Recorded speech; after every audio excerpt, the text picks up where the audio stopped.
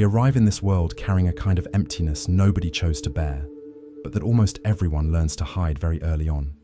Throughout adult life, we try to seal that emptiness by always looking outward, as if the answer were on the other side of the next accomplishment. We trade sleep for promotions. We sacrifice family dinners for urgent meetings.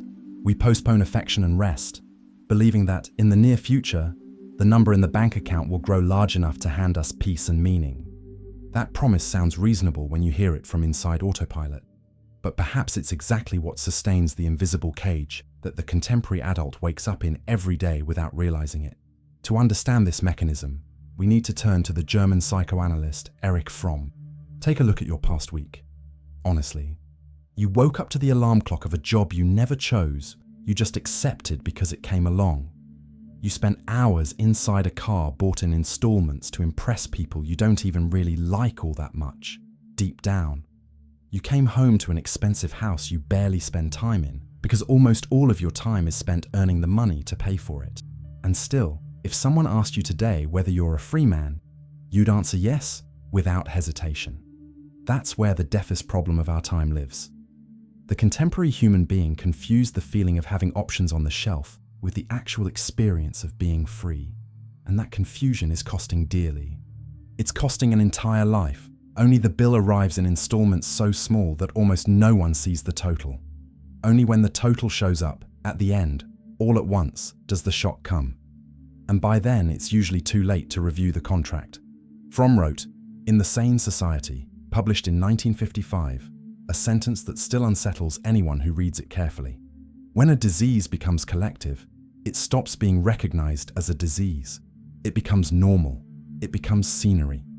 Think about the anxiety that doesn't go away after the weekend, about the specific emptiness of Sunday night, about the compulsion to pull out your phone every 6 seconds, about the raw dread of sitting still for 5 minutes, alone, in silence. None of that is your fault. It's not a flaw of character. It's the collective symptom of an entire civilization that got sick and started calling its own sickness adult life. You're not broken. The environment you were raised in is. He called that the pathology of normalcy, an exact expression for an exact situation. If one person in an entire village had a fever, everyone would take that person to the doctor. If the whole village had the same fever on the same day, nobody would take anyone anywhere. Everyone's sitting on the porch, sweating, thinking that's just the weather. That's exactly what's happening today in entire cities, in entire countries, in entire generations. Collective insomnia becomes a lifestyle. Dependence on morning stimulants becomes coffee shop culture. Chronic exhaustion gets the pretty name of high performance. And little by little, no one can tell collective sickness apart from the human experience itself. The discomfort starts when you realize nobody is going to tell you this. The ads won't. The productivity influencers won't. The bank manager won't. The whole machine depends on you continuing to believe that the problem is you. If the problem is yours, so is the solution.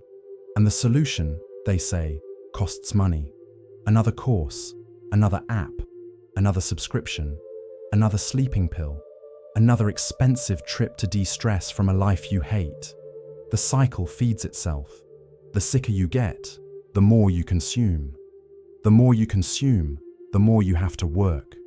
The more you work, the sicker you get. And the only one who profits from that loop is never the man in the middle of it. Karen Horney, Fromm's colleague at the William Allenson White Institute, nailed a phrase that sums up the mechanism well. The neurosis of a culture is precisely what it calls normal. You've been submerged in it since you were 5 years old. How could you see from the outside something that never had another name inside? Money was born small, a piece of metal, then a piece of paper, a note in an accounting book. It was born as a tool. It served to make it easier for people to trade when they could no longer barter directly. It was a servant. It was an instrument. Except that over the centuries, something happened. The tool grew. It took on a life of its own. It kept taking up more space until it stopped serving man and started ordering him around. Today, it's money that decides who you know, who you marry, where you live, how much you sleep, whether your kids will see you grow up or see you from far away. The tool became the owner. the creator kneels before the creature. Fromm named this without any euphemism, idolatry. Except the idol is no longer a stone statue inside a temple. It's on the blue screen of the banking app, checked dozens of times a day, with the same anxious reverence with which the ancients consulted oracles. The word idolatry wasn't chosen by accident. The ancient idolater built an object, knelt before it, and then felt small in front of what he himself had produced. That's exactly the gesture of the contemporary adult in front of his bank account. You build, with the effort of your body, a balance. Then that balance starts to control you. You're afraid of it going down. You give up on decisions that would make human sense because they might affect it. And you call that act adult responsibility, well-managed maturity. Fromm studied the Hebrew tradition in depth and knew precisely what the ancient prophets were denouncing. Idolatry was transferring to a thing created by man the power that should only belong to man himself, or to something greater than him. That's exactly the shift that's happening today. Without a priest, without an altar, without any awareness that it happened. The most impressive part is that this idolatry works without a temple, without a priest, without any explicit cult. It installs itself in the small gesture, in the first thing you do when you wake up, which is check the statement, in the last gesture before sleeping, which is checking a pending charge, in year-end conversations, where the only criterion for measuring whether the year was good is how much the money grew. No deity in history has ever had so much power over the daily routine of humanity. Not even the god of the monotheistic religions, who at least had a weekly day of rest for the faithful. The money god doesn't rest. It collects 24 hours a day, 7 days a week, every holiday on the calendar. And the faithful, almost without exception, accept it. This is where Fromm's philosophy makes its deepest cut. He wrote in To Have or To Be, published in 1976, that there are two fundamental modes of existing, the having mode and the being mode. In the having mode, you are what you own. You are your car. You are the title on your badge. You are the number in your bank account, the square footage of your apartment, the body you trained for 10 years to be able to post without a filter. If any of those defines you, any of those can also destroy you when it disappears. And that's what terrifies modern man every single day: getting fired, divorce, illness, debt. Anything that threatens what he has threatens, for him, who he is, because he confused identity with inventory. The having mode has a clear psychological mark. Whoever lives in it needs to compare, needs to measure what they have against what others have, all the time, with no rest. Opens the feed, sees someone's trip, feels a sting, sees someone else's new car, feels another one, sees the photo of an apparently perfect wedding, an even deeper pain. Without him realizing it, each of those stings is confirming the same diagnosis. He doesn't know who he is without others. He depends on the external gaze to know if he's doing well. And because the external gaze is volatile, unpredictable, unfair, he lives in a constant swing between euphoric and devastated, depending on what the screen showed him that morning. In the being mode, you are what you live, create, feel, do. You are the attention you give to your children, the silence you're able to inhabit when nobody's watching, the way you welcome someone who shows up devastated. You are the thickness of real experience, and not the inventory of what you've managed to buy so far. Fromm then threw out the cutting question.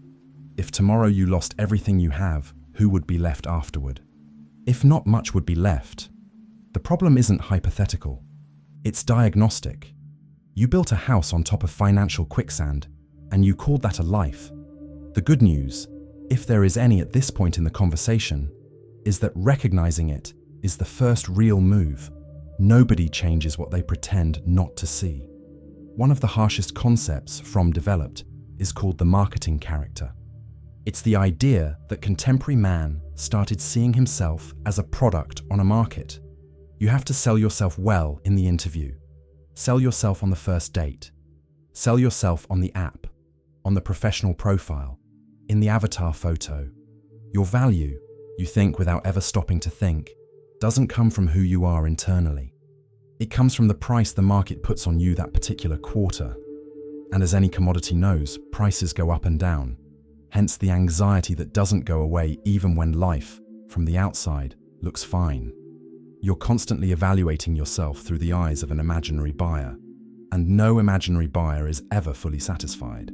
And there's a typical scene, one that shows up around the age of 40 in the life of almost everyone who walked this path.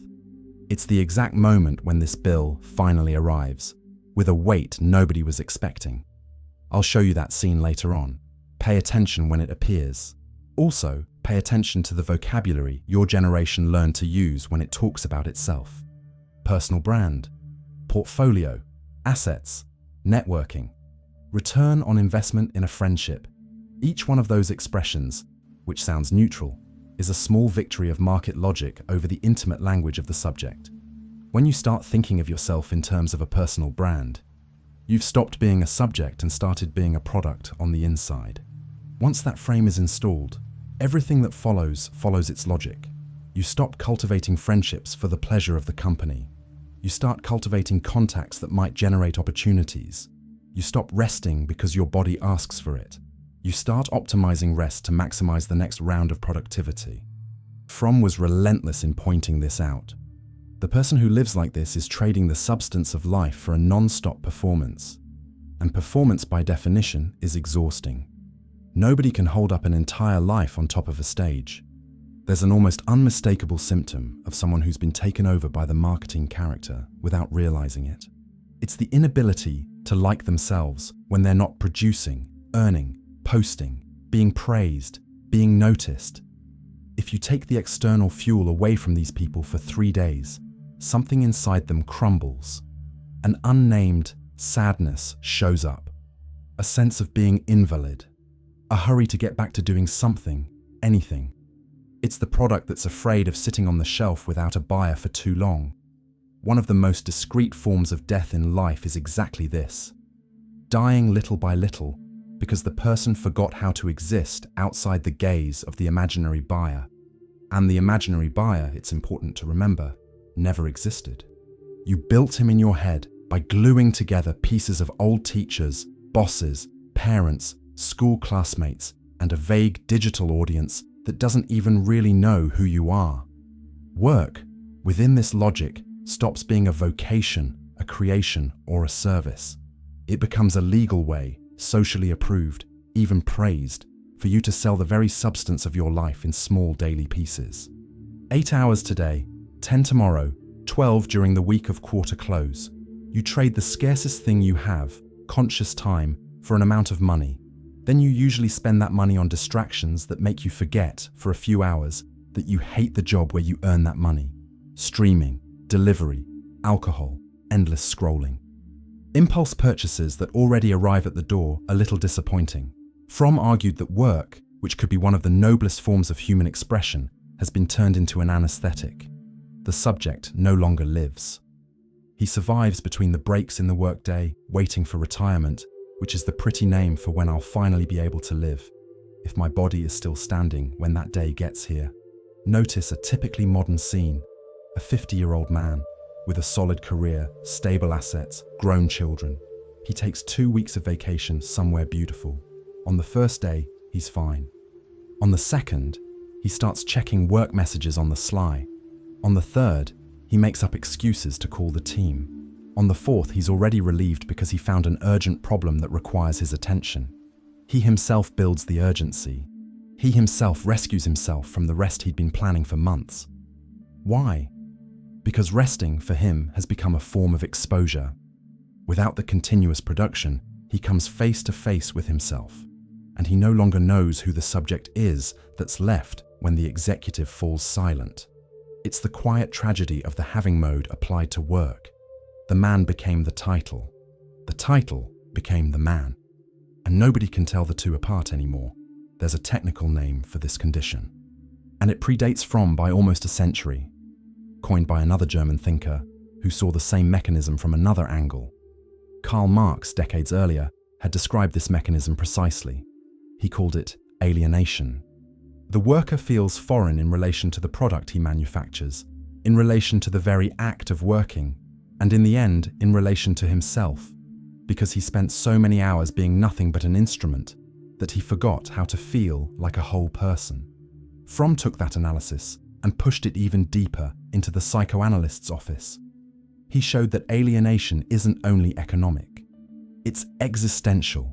20 years of living like an instrument produce, within the soul, an adult instrument, someone who only knows how to function, produce, deliver. Someone who, when he goes on vacation, doesn't know what to do with himself after the third day. You get home tired with barely any mental strength left. You open the laptop, the TV, the phone. You receive, within seconds, dozens of messages that say, each in its own way, the same thing. You need this, you need that. Without this, you're not complete. Nobody, at any moment in human history, was born wanting a $10,000 watch. Nobody biologically needs the latest phone model released 3 months ago.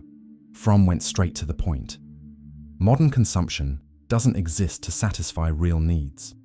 It exists to manufacture artificial needs and then sell them back at a high price. Every purchase promises completeness. Every purchase delivers, the next day, the same emptiness as before, with interest. It's an economically perfect system. The unhappier the consumer, the more profitable the market. There is no collective interest in seeing you healed. Herbert Marcuse, Fromm's colleague in the American exile, gave this phenomenon a precise name: false needs.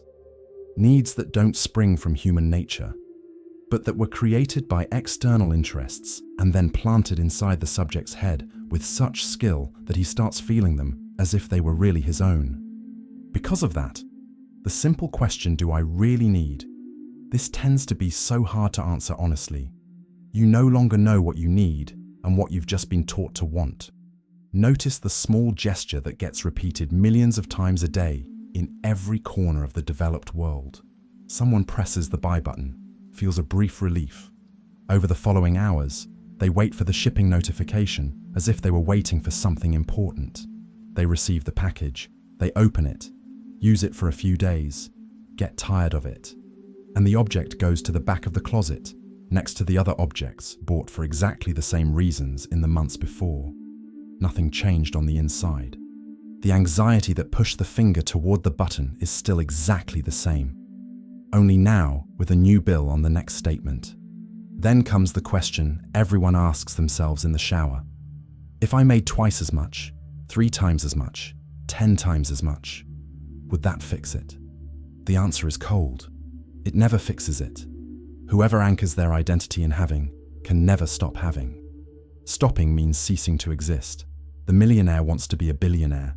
The billionaire wants the next billion. It's not greed in the simple moral sense. It's existential terror dressed up as ambition that society looks kindly on. Making more, within this logic, works just like eating cotton candy when you're hungry. It fills the mouth. It doesn't nourish. And right after, it leaves you weaker than before. Contemporary studies confirm something Fromm had already sensed without needing spreadsheets. After a certain income range that guarantees basic security, decent housing, food, health, and some rest, the additional gains in subjective well-being drop drastically. The person who makes 3 times more is rarely 3 times happier.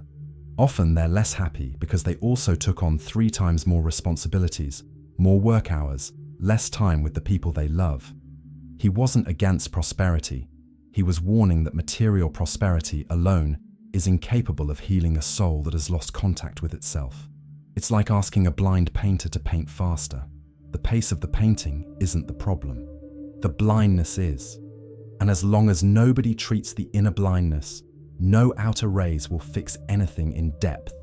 And here's what nobody wants to admit, and what Fromm is going to lay out in the next few minutes: why we have, deep in our chests, a secret dread of being free. The answer is more uncomfortable than it seems at first glance. Stay with me until we get there. Understanding philosophy is interesting. Practicing philosophy can change your life. Start with the link I left in the first pinned comment. There's a point in Fromm that's perhaps the most uncomfortable of all, because it accuses something nobody wants to admit. We're afraid of being free. The book is called Escape from Freedom, published in 1941, right in the middle of the rise of European totalitarianism. Fromm wanted to understand something simple and terrifying. How is it that millions of adults, with schooling, with family, with possessions, voluntarily hand their own freedom into the hands of a system that promises to think for them? The answer he found still works today, only without the military uniforms. Being free is expensive on the inside. Being free requires choosing, and choosing requires taking responsibility, and responsibility requires self-knowledge, and self-knowledge hurts because it exposes the emptiness, the cowardice, the desires we're ashamed of having. Faced with that, most people run away. They run to the conformism of what everybody does. They run to the consumption that fills up the day. They run to the numbing routine that leaves no time to think.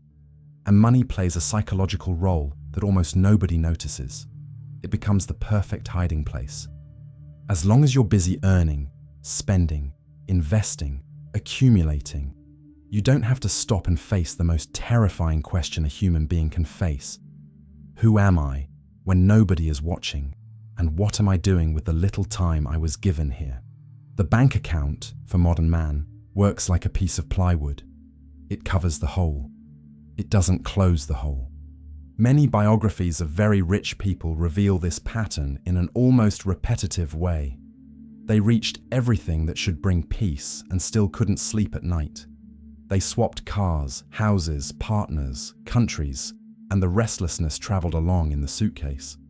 Because the restlessness wasn't on the outside. It was being avoided systematically for 30 years behind projects, goals, and spreadsheets. And the problem with avoidances that last 30 years is that they charge compound interest on the day the escape stops working. There's a particularly cruel element of the system here. The automaton has to keep believing he's free. If he suspected, for a single instant, that maybe he isn't, the entire mental building that holds up his identity would start to crack.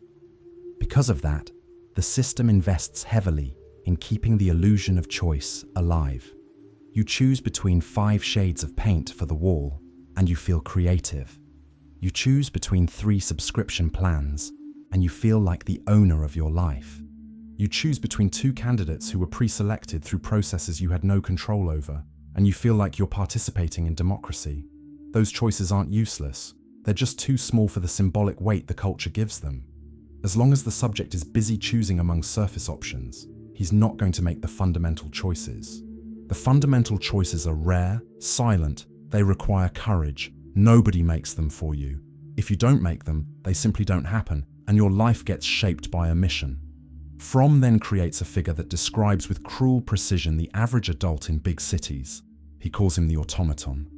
It's someone who thinks exactly what everyone else thinks, feels exactly what everyone else feels, wants exactly what advertising has been repeating, fears exactly what the headlines that week say he should fear. And he calls all of that, with the utmost sincerity in the world, individuality. The automaton is convinced of his freedom because he has, at his disposal, dozens of brands to choose from, dozens of channels to watch, dozens of lifestyles to adopt. But he doesn't notice one thing. The options were manufactured by others long before he arrived at the shelf. You didn't choose on your own to want what you want. Someone chose, very well studied, what you should want, and then presented it to you as if it were your decision. This is where many readers of Fromm get offended on a first reading, because the accusation is heavy. Most of the opinions you judge to be yours never were yours. The desires that seem so intimate were carefully seeded by decades of advertising, media exposure, social comparison. What you call your personality is, in many cases, a collage of references consumed in adolescence that hardened into the adult. It's not a gratuitous insult from him. It's a clinical diagnosis. Fromm spent decades treating patients who came into his office saying they were unhappy without understanding why.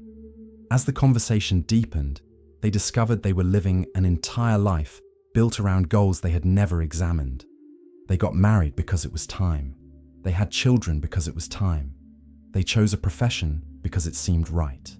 They bought a house because it was the next step. Each decision in isolation seemed logical. The whole, looked at from afar, was somebody else's life, except that other person never existed as a unique subject. She was a statistical average of the expectations of the neighborhood, the family, the generation. Love doesn't escape that contamination.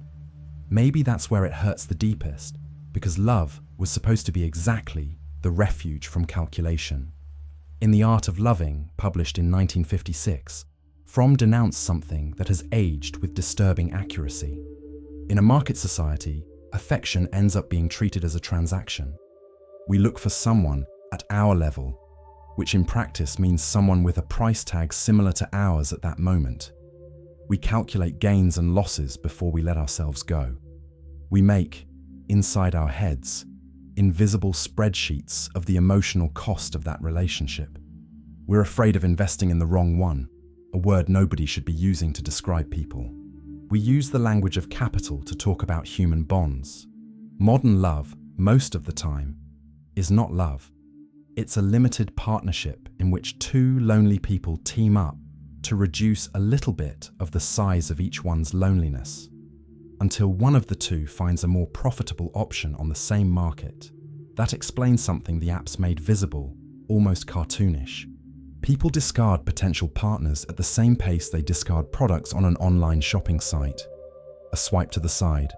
Next. A swipe to the side. Next. It's not individual coldness, it's market logic applied to the soul. Like any piece of merchandise, everyone is afraid of being the next one discarded without warning.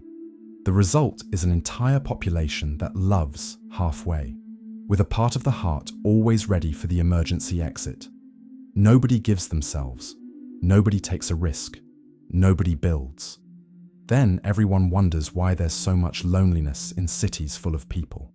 Loneliness is the direct price of love treated as a business. Fromm drew an important distinction in The Art of Loving that almost nobody catches on a first reading. Loving isn't finding the right person. Loving is a capacity that gets developed within the person who loves. A real capacity, the way you learn to play an instrument, the way you learn to swim, the way you learn to do anything that requires practice. Except that the culture sells exactly the opposite. It sells the idea that love is luck, it's chemistry, it's fate. It's finding that magical person who's going to complete all the pieces missing in you. Whoever waits for that person to show up will never love. They will just spend their life searching for a perfect mirror that will reflect the idealized version they want to have of themselves. And when that mirror, inevitably, shows flaws, the person switches mirrors. They spend their life switching mirrors. And they never realize that the problem was never in the mirror. If you start looking carefully, the symptoms of this way of life are everywhere. Chronic boredom in the middle of hyperactivity, anxiety that doesn't go away even after the long weekend, even after the expensive trip, even after the promotion you were expecting. The feeling that sometimes hits in the middle of the afternoon of just acting out the role of your own life instead of living it from the inside.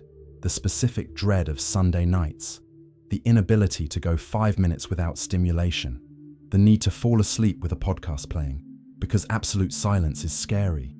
Fromm argued, with almost clinical calm, that a sick society makes the individuals living in it sick. A good chunk of contemporary suffering isn't isolated chemical failure inside an individual brain. It's the biological price of a human being living for decades against his own nature, against needs as elementary as hunger or thirst, needs like creating something with your own hands, truly belonging to someone, and holding up inside some reasonable answer to the question of what you're doing here. When that misalignment persists, the body sounds the alarm. But almost nobody hears the alarm as an alarm. Most people hear it as a personal failure and go looking for a medication to shut the noise up. Notice how many adults in the big cities today take anti-anxiety medication as if it were a vitamin supplement. Not because they all, without exception, have disorders of purely neurochemical origin. Many of them take it because everyday life, the way it's set up, is literally unbearable for a human nervous system operating within the expected parameters. The medication, in that scenario, doesn't cure. It helps you bear the unbearable. It's useful in the short term, and Fromm would never be against the responsible use of any therapeutic resource. But, in the name of the immediate, we indefinitely postpone the most important question. Why exactly has this life become unbearable for a human nervous system? And here comes that scene I mentioned a few minutes ago. There's a moment in the life of most adults, usually between the ages of 35 and 45, when the bill arrives. It's not a financial bill. It's an existential bill, and it comes without warning.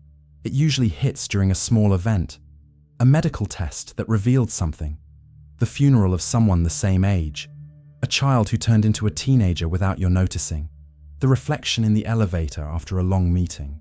And right there, in an instant, the subject does the silent calculation of his entire life. He discovers the size of the trade, the health negotiated away for promotions that have already been forgotten, the marriage pushed into second place behind projects nobody even remembers today, the kids who grew up while he was answering work messages at dinner, the friends who disappeared because there wasn't even enough time to return the call, and the brutal realization that the price of the life he built was exactly the life he could have been living. Fromm called this moment awakening. It's painful. It's disorienting. Many people run from it back into autopilot, but he insisted. It's precisely from this awakening, and only from it, that any real chance of changing course before the end is born. There's a cruel detail in this awakening that almost nobody talks about. It usually comes late. It comes when the most important choices have already been made. The marriage that has turned into a shell.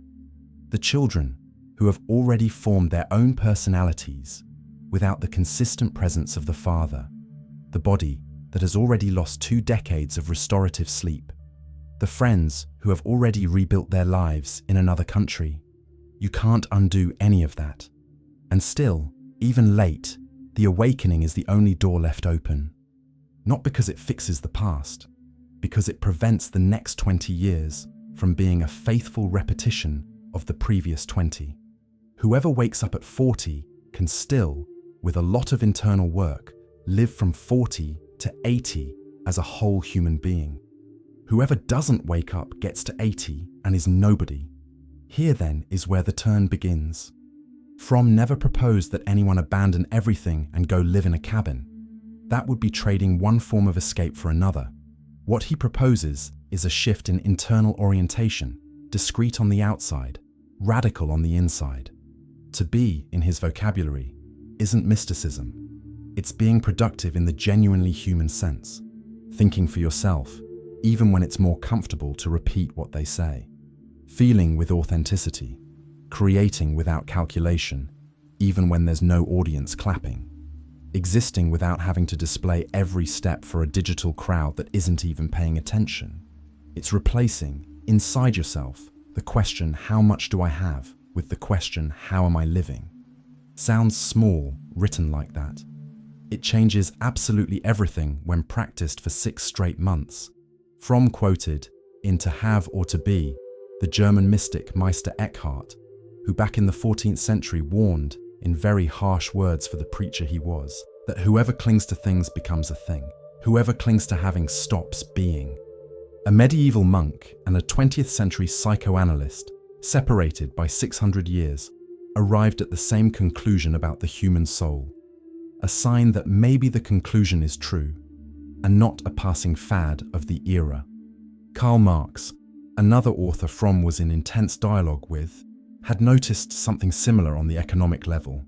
He described how capitalism makes the worker feel foreign in relation to the very product of his labor, to his own tired body, to his own life spent on shifts. Fromm took that analysis and brought it into the office. He showed that the same logic of economic alienation seeps from the inside into the intimacy of relationships, into affections, into the way the subject sees himself in the mirror. That's why the problem isn't solved just with a raise, or just with therapy, or just with meditation, or just with politics. It gets solved, when it gets solved, with a shift in the foundation of the answer to a simple question. What is a life made of? There's a part that needs to be said honestly, because cheap motivational speech wouldn't say it. This change is slow. it doesn't come with euphoria. In the first few months, when the subject starts to slow down, to buy less, to look people more in the eyes, to spend more time with the people who matter and less time chasing social currency, the initial feeling isn't fullness, it's often emptiness. All the mental structure that supported the running starts to come apart, and nothing firm has come along yet to take its place. That initial emptiness isn't a symptom of error. It's a symptom of exit. It's the body detoxing from an anesthesia that lasted decades. Whoever can bear crossing that emptiness without rushing to fill it with the next purchase or the next stimulus discovers on the other side a calm joy that doesn't depend on external events to sustain itself. A kind of inner peace that doesn't weigh you down. A feeling of, at last, living inside your own life instead of running around outside of it. This won't show up in any ad because it can't be sold. Because of that very fact, it has real value. What gets sold, by definition, is what the market has learned to manufacture at scale. What doesn't get sold can only be won from the inside, one day at a time, without a shortcut, and without an influencer teaching you the step-by-step in a short video. The second part of the way out is perhaps the hardest and the most rewarding. Rebuilding real bonds inside a world that has systematically destroyed them. In The Art of Loving, Fromm cut deep. Mature love isn't a passive feeling that happens to us like a dizzy spell. It's decision, it's practice, it's a competence that gets developed over time. It's giving without keeping score, caring without demanding a return, respecting that person exactly as they are and not as you would like them to be. Knowing someone in depth instead of getting stuck in the surface shell. In a world that turned people into products, loving that way becomes almost an act of resistance. Mature love, in his view, has some elements that are nothing like romantic in the usual sense. Taking care of the concrete well-being of the other person, even when it's annoying, even when it's a sacrifice, even when nobody's watching. Taking responsibility for the impact that your actions have on the life of the person you love, without outsourcing the blame. Respecting the otherness of the other person, which means accepting that they're not going to become who you wanted them to become, and loving them anyway. Knowing the other person in depth, which requires sustained attention over years, genuine listening, curiosity about the parts of them that don't immediately appeal to you. None of that sells. None of that works for a 2-hour movie. None of that fits inside an app. Because of that, mature love is rare. It demands everything that contemporary culture systematically destroys. Slow time, sustained attention, long-lasting commitment, repeated bodily presence year after year, and the concrete side of it in daily life is surprisingly simple. Call the people you love without a commercial reason. Eat full meals without your phone next to your plate, looking at the person sitting across from you. Listen to somebody talk all the way through, without interrupting to say that your story is similar. Spend an entire afternoon without spending money, and without producing content about the afternoon. Sit with an old friend on a park bench at the end of the day and talk about real things. None of that makes a good post. None of that generates engagement. None of that can be sold. And that's exactly why it has value. Real bonds aren't bought, they're cultivated. They ask for time, constant attention, bodily presence, shared silence. The most powerful antidote there is against modern emptiness isn't buying better, it's loving better. It isn't having more, it's being more present. It isn't impressing more, it's listening more. Byung-Chul Han, a Korean philosopher of this century, arrived at conclusions very close to the ones Fromm reached decades earlier. Han describes the burnout society, that contemporary condition in which nobody is being forced to do anything by anyone, and yet everybody forces themselves to do everything, alone, all the time. It's the same diagnosis. A system that no longer needs external oppressors because it managed to install the oppressor inside the head of every individual. You are, at the same time, the boss and the employee of yourself. You demand from yourself what nobody would need to demand. You punish yourself when you don't perform. You work on vacation, check messages in the bathroom, plan tasks when you should be sleeping. and you feel guilty for resting. Oppression got outsourced inward. Fromm predicted this mechanism when he spoke, back in the 70s, about the happy automaton. The great con of the system isn't making you work against your will. It's making you believe that this is exactly the life you always wanted. Guy Debord, in The Society of the Spectacle, published in 1967, arrived at a similar thesis by a different route. In advanced capitalism, everything that used to be lived directly moves away toward a representation. The bond between two people starts to be mediated by images. The trip becomes worth the photo, not what was felt. The plate becomes worth the post on the profile, not the flavor remembered. The body becomes worth the digital mirror, not the good tiredness after an entire day of walking. When having defeats appearing finishes burying the little bit that was left over, you stop living the experience. You start producing the documentation of the experience for an audience that doesn't love you. And then you're surprised at why the body comes out of that expensive trip more tired than it went in. Fromm never argued that money was bad. He never claimed that working was wrong. The problem, according to him, isn't in the things. It's in the place we give them within our own lives. Money as a means is a tool. Money as an end is poison. Work as expression is dignity. Work as sole identity is prison. The question then stops being, do you have money or don't you have money? It becomes a much more uncomfortable question. Does money serve your life or does your life serve money? Nobody is asking you to burn your career tomorrow morning. That's not what this is about. Fromm was talking about reorientation, not destruction. To reorient is to start asking previously automatic questions. Why am I accepting this overtime for the third week in a row? Why am I buying this exactly? What am I running from when I pick up the phone for the 50th time today? Who am I not seeing while I'm chasing this thing I'm chasing? What would I say at 40 to my 20-year-old self if I could send a letter back in time? What will my 70-year-old self, if he exists, want to say to my present self when he looks in the rearview mirror? Questions. That's the raw material of awakening. Whoever stops asking questions stops living long before dying. Now go back and look at the week that just went by. That week this video started with the alarm clock, the car, the house, the bill. If you look again, with the eyes that Fromm spent an entire lifetime building, you'll see things that were invisible before. You'll notice where exactly you were downgraded from subject to product without your consent. You'll notice where exactly you became a means for somebody else's end, when you should have been an end for yourself. You'll notice where money quietly slipped into a decision that should have been made based on other criteria. You'll notice the exact moment when someone you love reached out asking for presents, and you answered with hurry. Don't look at that with guilt. Guilt, according to him, is a sterile emotion that just spins in a circle and doesn't change anything. Look at it with clarity. Clarity is the beginning of change. Guilt is what keeps it postponed. Maybe you'll look and discover that almost all the hours of the week went by on autopilot.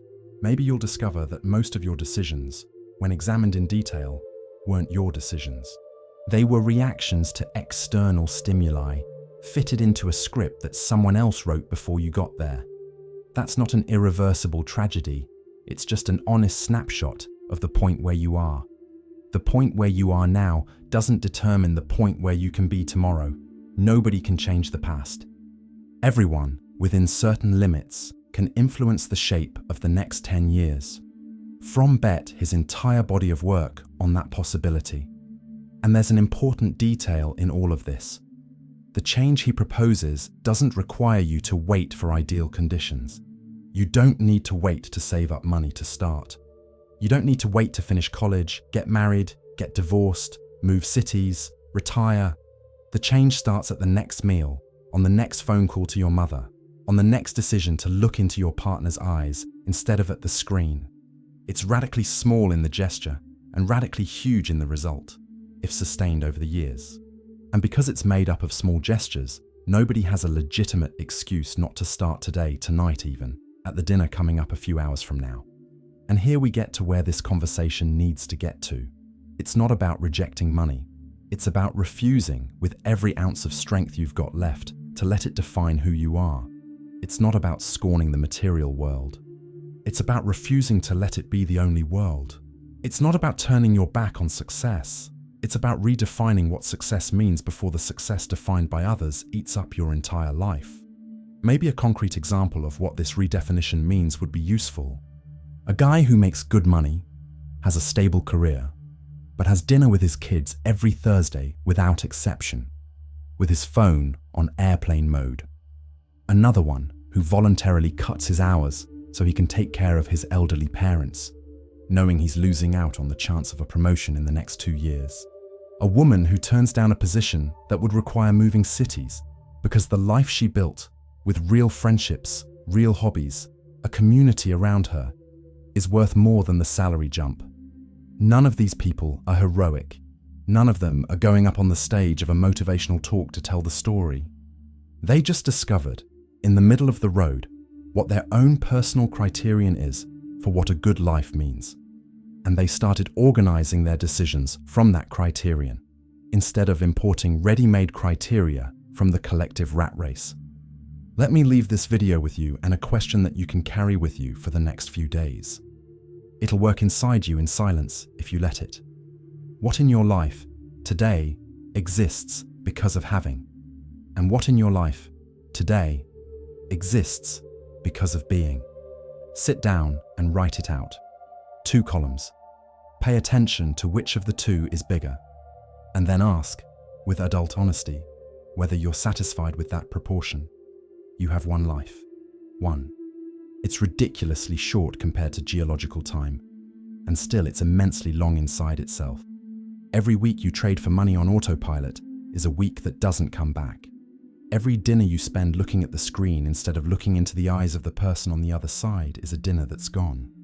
Every Sunday night you spend terrified of Monday is a piece of your existence being wasted on a fear that most of your ancestors wouldn't even have recognized. There's a temptation, when hearing all of this, to think that Fromm was naive, that he didn't understand how the world really works.